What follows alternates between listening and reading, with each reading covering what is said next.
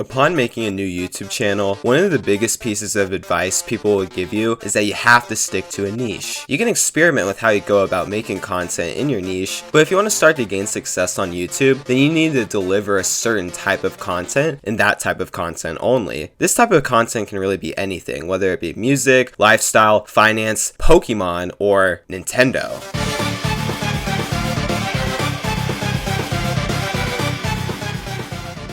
Now, a lot of niches on YouTube can be very hard to get out of, while others are pretty flexible. However, Nintendo is a very special case. There's an elusive rabbit hole that lies behind Nintendo content creation. Almost anyone can get into it, but very few people are able to fully make it out. Success within the Nintendo content creation sphere is a lot more obtainable in comparison to other niches, but standing out within this niche, let alone successfully branching out, is very hard. But that doesn't mean it's impossible.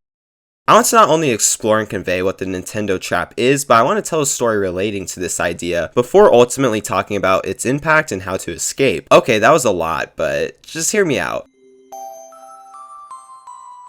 Throughout my childhood, there were two things that always remained close to me. The first being Nintendo, and the second being YouTube. I was exposed to both at a very early age, as my dad gave me an old laptop and my parents would both play on the Wii. While I played lots of games on the Wii, Mario would resonate with me the most, and while I didn't know why this was the case, what I did know is that it was fun, and that's all that really mattered at the time.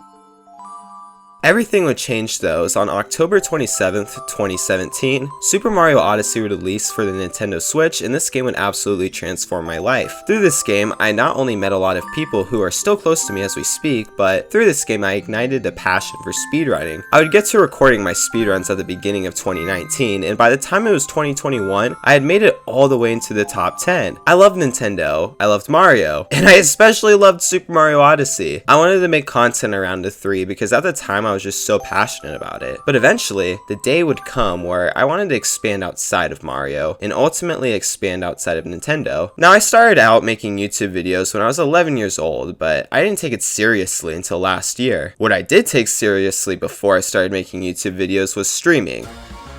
I would stream on Twitch, and at first I streamed solely for recording my attempts to beat my speedrun times, but once I quit speedrunning Mario Odyssey in March of 2021, I wanted to become a variety streamer and actually put more effort into creating entertaining streams. So after a break from streaming and speedrunning, I would come back in January of 2022, and I hatched a plan to grow my stream. I knew that if I strayed away from Super Mario Odyssey, that I would lose a lot of viewers, but simultaneously, if I just went back to doing the same thing, then my stream growth would be entirely attributed to my gameplay as opposed to me as a person. So my plan was to create a Super Mario Odyssey speedrunning tournament in which I gathered the top players of the game to compete against each other in any percent, and I would not only stream the races on my channel, but I would commentate them myself and even bring on some of my friends to commentate as a way of making things more interesting.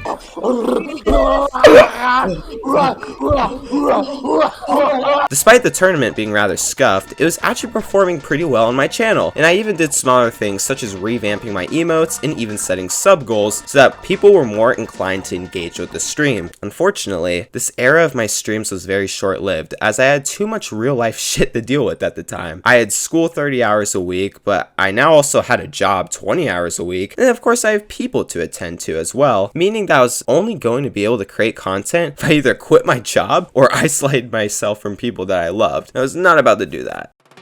So instead, I waited until summer arrived, and it was there in which I started streaming again, but I once again took a different approach. I would center my attention around doing world record attempts for a mod of Super Mario Odyssey, but I would try my best to deviate from this by either speedrunning other games, doing challenges, streaming myself walking to 7-Eleven, and even bringing my girlfriend on stream. I felt like my streams were getting better, but my viewership had slowly declined, and I realized why. In an effort to elevate my streams, I realized that I was very limited. There's only so much I wanted to stream, and I felt like I only enjoyed streaming because I liked interacting with chat. Furthermore, when it comes to growing your stream on Twitch, you either grow it through honing a skill that is impressive, or you grow as a means of connections, whether it be through other people, communities, or other social medias that actually have algorithms in place. So with my distaste for feeling confined to a certain type of content, alongside feeling even more confined to Twitch itself, I made the decision to start pursuing YouTube content instead. This decision is one of the best decisions I've made in my entire life, but as of recently, I've noticed something. I've noticed that I fell into the Nintendo trap.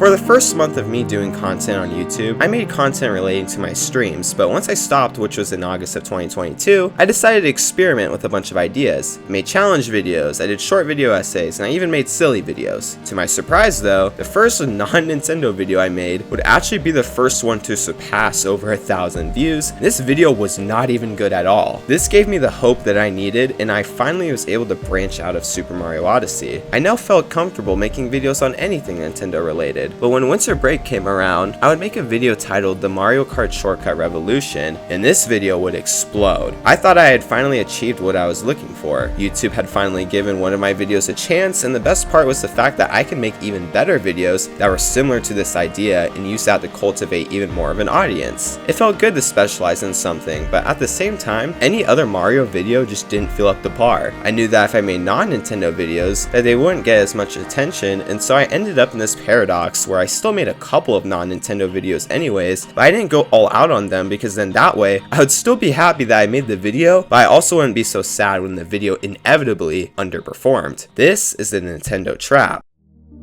You get comfortable with making these Nintendo videos because they're doing well and are relatively easy to make, yet you become discouraged when you try to branch out to other types of content. And the worst part is the fact that since making Nintendo videos can be so comfortable, it's hard to fully commit to making content outside of Nintendo. It's a dilemma between sticking with something that works well versus taking that risk to create things you are more passionate about. I see this all the time with Nintendo content creators where they just have so much talent and you can tell that they might want to branch out of what they are known for. But fully branching out is just difficult when the latter is ultimately what brings in attention. However, this is just part one of the trap. The other part of the trap is that it can be damaging to not only your brand, but yourself as a human being. The whole point of YouTube is to creatively express yourself and make videos that you want to make, and for some, that is exclusively just Nintendo content. But I and many others don't want to be confined to making a certain type of content because then it starts to feel more like a job as opposed to a passion. This is why it can be damaging to your mental health because people only like one certain type of content you make, and when you get that rare boost of motivation to try something else out, you're simply just cornered back into what you are good at.